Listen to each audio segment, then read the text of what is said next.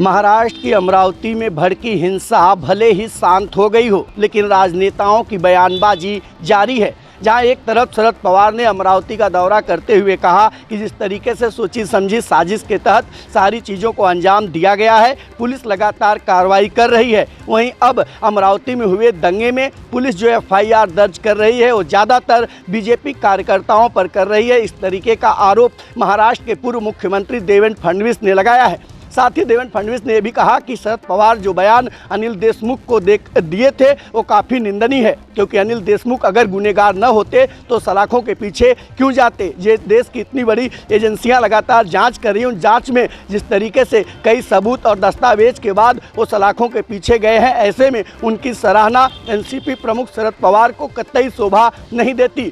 वहीं बीजेपी के पूर्व मुख्यमंत्री देवेंद्र फडणवीस आज अमरावती का दौरा करते हुए उन तमाम बीजेपी कार्यकर्ताओं से भी मुलाकात किए हैं, आश्वासन दिए हैं कि उनके साथ किसी भी प्रकार का अन्याय नहीं होगा। भले ही राज्य सरकार उन्हें दोषी मांग रही हो, ये पूरे मामले की जांच कराएंगे। तो महाराष्ट्र में राजनीतिक सियासत जहां काफ़ी तेज है, वहीं बयानबाजी भी लगातार देखने और सुनने के लिए मिल रही है। मुंबई से NB न्यूज़ के लिए मुरारी सिंह।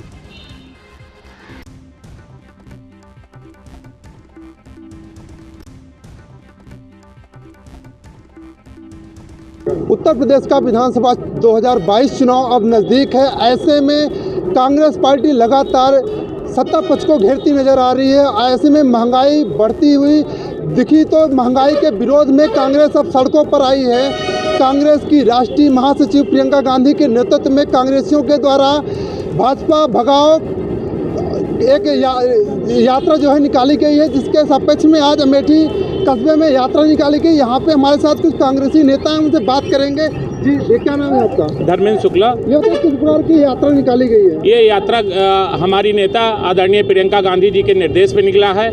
ये महंगाई, भ्रष्टाचार, महिलाओं के ऊपर शोषण, इतनी ज़बरदस्त महंगाई है कि ये भाजपा सरकार से आम जनता त्रस्त है। आप देखिए तेल के दाम, सरसों के तेल के दाम जहां 200 रुपये के पार हैं, आप पेट्रोल डीजल के दाम देखिए कितनी महंगाई हो गई है। इससे त्रस्त होके हमारी नेता ने गांव-गांव तक, जन-जन तक, घर-घर तक एक पदयात्रा निकाली है। ये प्रतिज्ञा यात्रा घर-घर तक जाके उनके 7 वचनों को, जो 8 वचन हैं, उनके जन-जन तक पहुंचा रही है।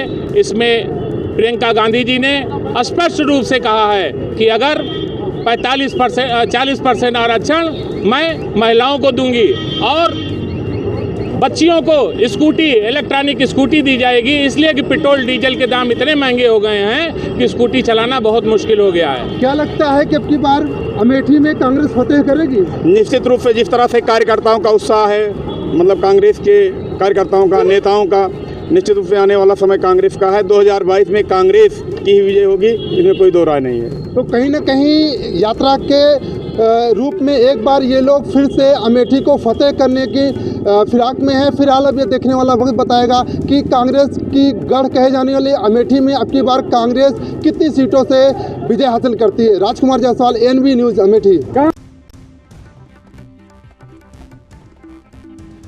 विश्व यातायात दिवस के में आज उज्जैन पुलिस अधीक्षक सत्येंद्र कुमार शुक्ल ने उज्जैन के पुलिस कंट्रोल रूम पर एक समीक्षा बैठक रखी, जिसमें सभी पुलिस के अधिकारी और सम्मानीय लोग शामिल हुए। वहीं हम बता दें, उन्होंने आज यातायात सप्ताह को देखते हुए उन्होंने एक एम्बुलेंस का शुभारंभ भी किया और ऑटो चालकों को समझाइश भी दी। कई लोग उन्होंने बताया कि जिस प्रकार से कोई व्यक्ति एक्सीडेंट हो जाता है या कोई दुर्घटना में घायल हो जाता है तो आम लोग उसे ले जाने में घबराते हैं और डरते हैं, लेकिन उनको हम ऐसे लोगों को, अगर वो हमारी किसी प्रकार से मदद करते हैं तो ऐसे लोगों का हम सम्मान भी करेंगे।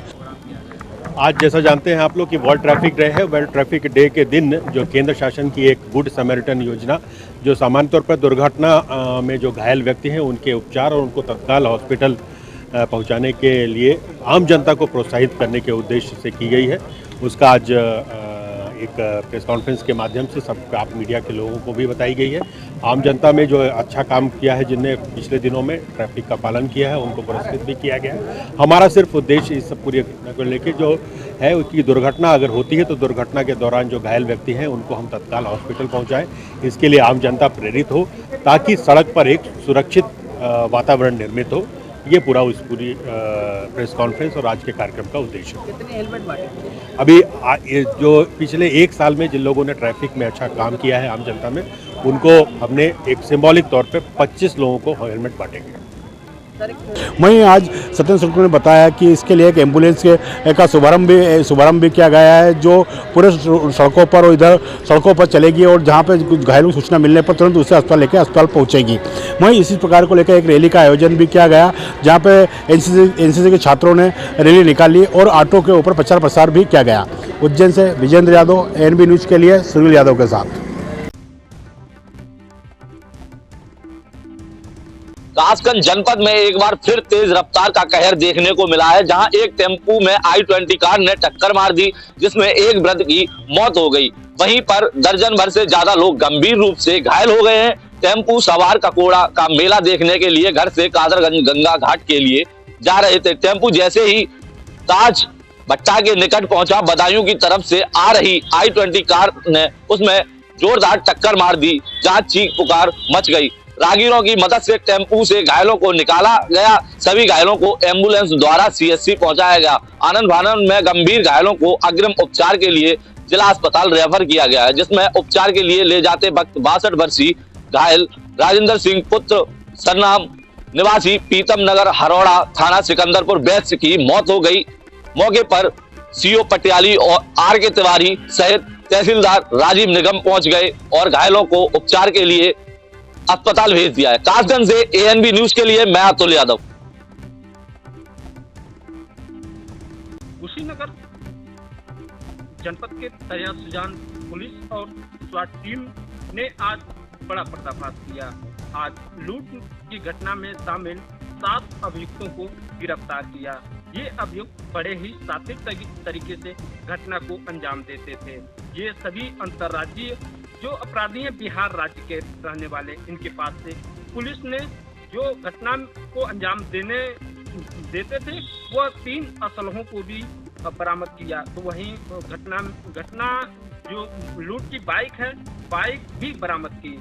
घटना को अंजाम देने ये अपराधी बड़े ही सात्विक तरीके से घटना को अंजाम देते थे। सुनसान जगहों पे जो बाइक सवार मिल जाते, उनको असलहे के बल पे उनके साथ लूट की घटना को अंजाम देते थे। तो वहीं अभी 3 माह पूर्व एक सिपाही जो रिलायंस पेट्रोल पंप के पास से सिपाही को के ऊपर फायर कर घटना को अंजाम दिया। तो वहीं बिहार के कटिया में एक दुकानदार से पेट्रोल का डिब्बा लेकर भाग रहे थे। दुकानदार द्वारा पीछा करने के बाद उस दुकानदार को गोली मार के हत्या कर दी। तो इस खुलासे से पुलिस के लिए सिरदर्द बने यह अपराधी काफी दिनों से सिरदर्द बने हुए थे। तो वहीं इस खुलासे से पुलिस को बड़ी राहत मिली है। इस घटना को लेके लोगों ने भी काफी प्रशंसा की है। कैमरामैन ईश्वर चंद के साथ गोविंद पटेल, एएनबी न्यूज, कुशीनगर। बुंदेलखंड का जनपद जालौन हमेशा से अवैध खनन को लेकर चर्चाओं में रहा है। एक बार फिर दोबारा से बुंदेलखंड के जनपद जालौन में अवैध खनन को लेकर चर्चाएं जोरों शोरों से बढ़ चुकी हैं। हम बात कर रहे हैं जनपद जालौन के बनौली खंडों की। तो बनौली खंडों में लगातार अवैध खनन देखा जा रहा है। अब देखने वाली बात तो यह होगी कब तक प्रशासन का हंटर इन अवैध खनन माफियाओं पर चलता है और कब तक अवैध खनन पर अंकुश लग पाता है, यह तो समय ही बताएगा। क्योंकि इतने धड़ल्ले से जब तक अवैध खनन चलता रहेगा, तब तक कैसे इन बालू माफियाओं पर अंकुश लगाया जा सकता है, यह तो समय ही बताएगा कब तक इन बालू माफियाओं पर अंकुश लगाया जा पाता है। ANB news, Mayank Rajput, Jalaun. जिले के प्रेमनगर थाना क्षेत्र में उस समय हड़कंप मच गया जब बारातियों से भरी एक ट्रैक्टर ट्रॉली और ट्रक के बीच टक्कर हो गई, जिसमें सवार 2 लोगों की मौत हो गई। वहीं 1 दर्जन से अधिक लोग घायल बताए गए। स्थानियों की मदद से किसी प्रकार घायलों को झांसी मेडिकल कॉलेज में भर्ती कराया गया। वहीं फिलहाल सूचना पर पहुंची पुलिस ने शव को कब्जे में लिया और पोस्टमार्टम की कार्रवाई शुरू कर दी। बताते चले कि प्रेमनगर थाना क्षेत्र में स्थित दुर्गापुर रोड से बारातियों से भरी ट्रैक्टर ट्रॉली जा रही थी, जहां ट्रक में ट्रैक्टर ट्रॉली की टक्कर हो गई और उसमें मौजूद 2 लोगों की मौत हो गई। वहीं ये भी बताया गया कि घायलों को झांसी मेडिकल कॉलेज में भर्ती कराया गया। फिलहाल पुलिस ने कार्रवाई शुरू कर दी। वीडियो जर्नलिस्ट के साथ मोहम्मद शहजाद।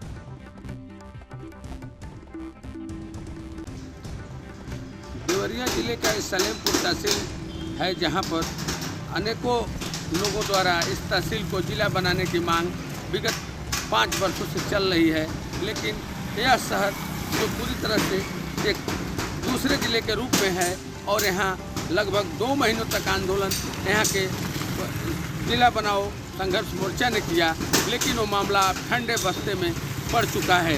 क्योंकि पहले तो अगले चुनाव जब विधानसभा आया था तो इसको जिला बनाने के लिए अनेकों नेताओं ने वादे किए और मंच पर भी आए, लेकिन सरकार के 5 वर्ष लगभग पूरे होने वाले हैं, लेकिन सलेमपुर जिला तो नहीं बना, लेकिन राजनीतिक स्थल के रूप में मंच जरूर मिला।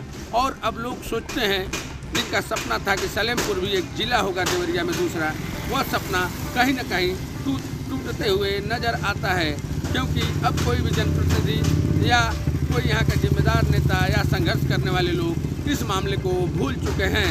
सलेमपुर जिला बनने की तहलीक तक आ चुका था जब यहाँ का आंदोलन लगातार 2 महीनों तक चला और लोगों को लग रहा था कि जनसंख्या और क्षेत्रफल के हिसाब से और विकास के हिसाब से जिला बन सकता है, लेकिन ये जिला बनने का मामला अब खुद ब खुद बंद होते दिख रहा है। और जो आंदोलन के करने वाले लोग थे वो भी कहीं न कहीं अपनी राजनीतिक रोटी सेट करते हुए नज़र आ रहे हैं, क्योंकि वो भी आज किसी न किसी पद पर आ गए तो पद पे आने के बाद जिला बनाने की बात बंद कर दिए। जेपी मदेसिया जो आज नगर पंचायत सलेमपुर के अध्यक्ष हैं, उन्होंने जिला बनाने की मांग की और आंदोलन किया, लेकिन जब यहाँ के नगर पंचायत अध्यक्ष की कुर्सी पर आ गए तो ये आंदोलन अब चालू नहीं हो सका और लोगों के सपने वहीं के वहीं रुक गए।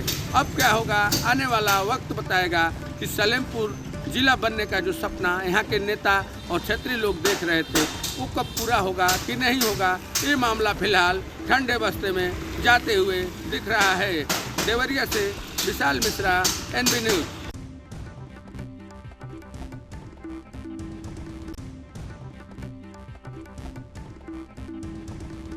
NB न्यूज का खबर का असर जो है बाना में देखने को मिला है। आपको बता दें कि अभी कुछ समय पहले NB न्यूज की टीम ने जो है खबर दिखाया था अवैध खनन और ओवरलोडिंग का मामला, जो अमलोर खंड संख्या 7 का जो अवैध खनन दिखाया गया था, जिसको लेकर जो है जिलाधिकारी बाना ने संयुक्त टीम के तहत जो है उन्होंने छापा मारा और उसके साथ SDM पालानी शर्मा जी और खनिज अधिकारी तमाम लोगों ने जो है छापा मारी के दौरान जो 53 ओवरलोड ट्रकों को सीज किया गया, जिसको लेकर जो है जिले में अब ओवरलोड का जो है कारोबार जो था वो थमने का नाम ले रहा है। अपने वीडियो पर्सन के साथ देवानंद सिंह बाना। बिजनौर के धामपुर रेलवे स्टेशन पर जहां जन शताब्दी एक्सप्रेस आने वाली थी, वहीं ग्राम रसूलपुर में फाटक बंद था, लेकिन एक व्यक्ति अपनी बाइक निकालने के चक्कर में जन शताब्दी एक्सप्रेस के चपेट में आ गया और मौके पर उसकी मृत्यु हो गई। वहीं मौके पर पहुंची पुलिस ने शव को अपने कब्जे में लेकर पोस्टमार्टम के लिए भेज दिया है, लेकिन पूरा परिवार में कोहराम मचा हुआ है। ANB न्यूज़ से गुड्डू भारती, बिजनौर।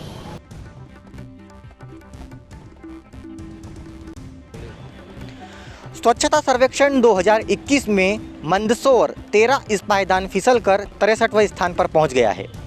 पिछले साल जहां मंदसौर का स्थान 50वां था, वहीं इस साल 63वां है।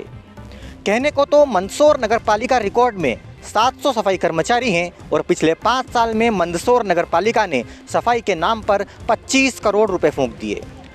यदि औसत की बात की जाए तो हर साल मंदसौर नगरपालिका सफाई के नाम पर 5 करोड़ रुपए खर्च करती है, बावजूद इसके मंदसौर शहर की साफ सफाई नहीं हो पा रही है। यदि मंदसौर नगरपालिका के जिम्मेदार लोग इसी प्रकार अनजान बने रहे तो नेतृत्व विहीन नगरपालिका के राज में मंदसौर नगर की साफ सफाई का क्या हाल होगा, ये तो आने वाला वक्त बताएगा। कैमरा पर्सन कृष्णा के साथ कार्तिक मोदी, ANB न्यूज़, मंदसौर, मध्य प्रदेश। प्रधानमंत्री नरेंद्र मोदी जी द्वारा जो ऐतिहासिक फैसला लिया गया है किसानों के प्रति, मिर्जापुर जनपद के हमारे किसान नेता हैं प्रहलाद सिंह जी, हम इनसे जानना चाहते हैं किसानों के हित में क्या ये फैसला ऐतिहासिक माना जा रहा है, इसमें इनका क्या कहना है। ऐतिहासिक फैसला माना जा रहा है, किसानों को क्या मैं प्रहलाद सिंह, प्रदेश सचिव उत्तर प्रदेश भारतीय किसान यूनियन। यह एक ऐतिहासिक फैसला है। आज़ादी के बाद जो आंदोलन हुआ वो सबसे बड़ा आंदोलन ये रहा 1 वर्ष का। आज़ादी के पहले भी इतना बड़ा आंदोलन नहीं हुआ था। किसानों के आंदोलन को देखते हुए इस देश के माननीय प्रधानमंत्री जी ने जो तीनों कानून इस देश के ऊपर किसानों के ऊपर थोपा जा रहा था उसको कल घोषणा किए। ये देश के किसानों की जीत है। और जो बॉर्डर पर 700 किसान शहीद हुए हैं उनके शहादत की जीत है। और राकेश टिकैत और संयुक्त मोर्चा के नेतृत्व में जो लड़ाई चली इस देश में उस समय उत्तर प्रदेश के किसानों ने माननीय राजवीर सिंह जादौन के नेतृत्व में वहाँ बॉर्डर पर रहा। और राकेश टिकैत जो इस देश को किसानों की एक नई दिशा दिए हैं उनके बुद्धिमत्ता की जीत है। और किसान जो ये कानून वापस हुआ है उससे हर्षित है। लेकिन अभी वो अधूरा है जो 29 तारीख को सदन से पास करा के इसको समाप्त करा दिया जाएगा और एमएसपी पर कानून की गारंटी दी जाएगी। तब ये किसान मानेगा कि नहीं हमारी पूर्ण रूप से जीत हुई है। अभी माननीय टिकैत साहब ने भी कहा है कि अभी हमारी 30% विजय हुई है, 70% अभी विजय बाकी है। सब जो हमारी मांगे हैं उसको चर्चा करके भारत की सरकार किसानों के सभी मुद्दों को सुलझा दे, तब हम वहां से हटेंगे। उनका जो निर्देश होगा उसके तहत हम लोग अपने जनपद में प्रदेश में काम करेंगे। उनका साथ तो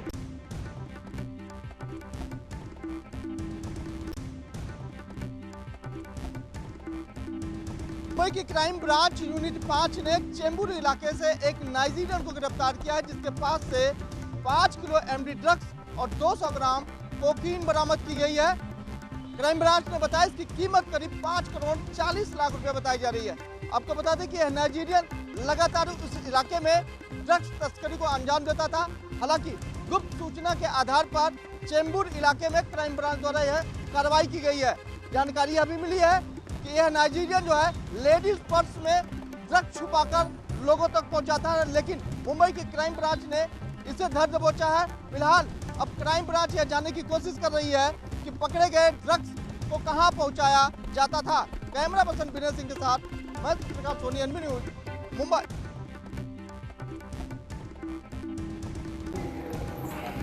हरियाणा में सभी 22 जिलों में मॉडर्न रेवेन्यू रिकॉर्ड रूम जो है वो स्थापित किए गए हैं। यह लोगों की सुविधा के लिए जो पूरा प्रोजेक्ट हरियाणा सरकार द्वारा किया गया है, जो कि बहुत महत्वपूर्ण है।